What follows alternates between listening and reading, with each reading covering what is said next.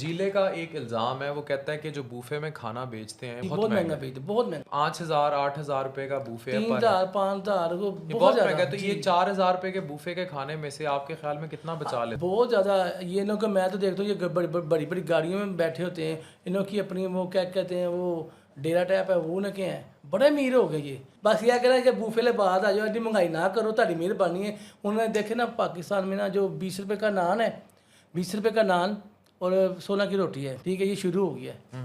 तो यकीन करें अभी जो हमारी ये घूमने काम किए ना, ये मुझे बड़ी खुशी हुई है माशाल्लाह। और इस दफ़ा मैंने एक और मैं चीज़ 100 की 150 की रील लेकर आ रहा हूँ, ये रिकॉर्ड होनी चाहिए कि ना मैंने ना वो जो गरीब है ना जिसका पैसे नहीं है वो मेरे पास आ सकता है, क्योंकि ये मेरे पैसे नहीं है, ये वाम के पैसे हैं।